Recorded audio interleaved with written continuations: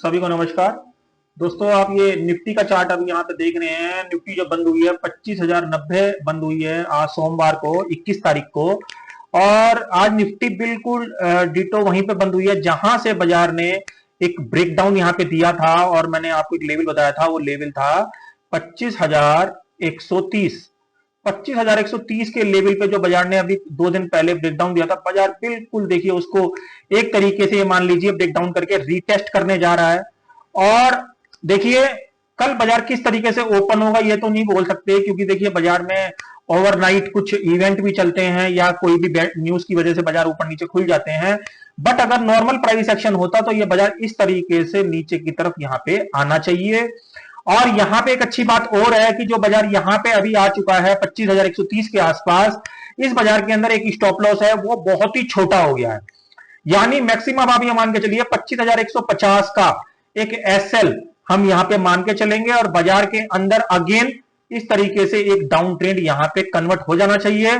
और यदि ये 25,150 के ऊपर सस्टेन कर लेता है, कल के प्राइस एक्शन केस में 25,150 के ऊपर सस्टेन कर लेता है, तो हम ये मान के चलेंगे कि ये बाजार दोबारा अपने उसी लेवल 25,130 और 25,350 के लेवल में एंटर कर चुका है। तो इस तरीके से जो बाजार के पैटर्न है इस तरीके से तैयार हो चुके हैं।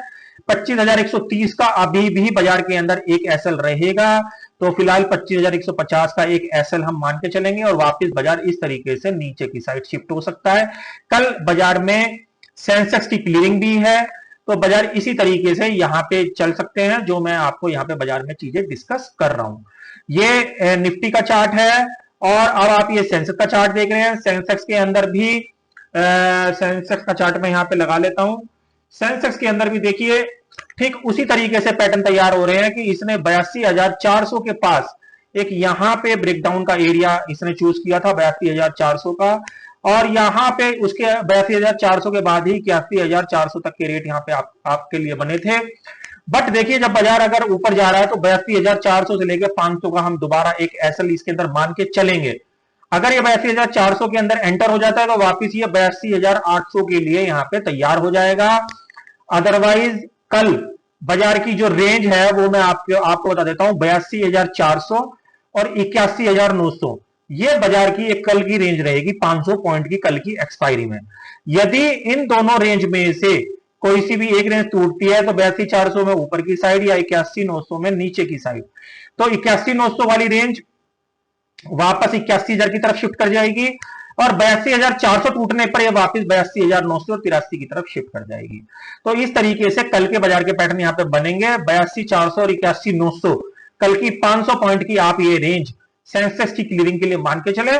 ब्रेकआउट और ब्रेकडाउन होगा तो ये लेवल 81,900 और 82,400 के लेवल का आप कल के लिए ध्यान रखें। तो इस तरीके से बाजार के पैटर्न बने हुए हैं। ओवरऑल बस हम इतनी ही बात करेंगे क्योंकि बाजार के अंदर कुछ ज्यादा पैटर्न के ऊपर बात करने की बात है नहीं। और ओवरऑल बाजार अभी जब तक ब्रेकआउट ऊपर का नहीं देगा तब तक बाजार के अंदर हम यहां पे तेजी नहीं खेलेंगे। हम अभी सेल ऑन राइज की स्थिति के साथ ही रहेंगे विद स्टॉप लॉस। जो दोनों स्टॉप लॉस मैंने आपको निफ्टी और बैंक निफ्टी के वो निफ्टी और सेंसेक्स के लिए बताए। निफ्टी के लिए 25,150 और सेंसेक्स का 82,400। तो ये दोनों एसएल हम लेके चल रहे हैं और सेल ऑन राइज की स्थिति के साथ हम इसके अंदर कंटिन्यू कर रहे हैं। तो आशा करता हूं ये useful content, useful data Nifty और सेंसेक्स के लिए मैंने आपके लिए प्रोवाइड करा है, कहीं ना कहीं कल के ट्रेडिंग सेशन में आपके लिए काम आएगा। वीडियो अच्छा लगे तो प्लीज वीडियो को लाइक और शेयर जरूर करें। मिलेंगे अगले वीडियो में, तब तक के लिए ओम नमो भगवते वासुदेवाय नमः।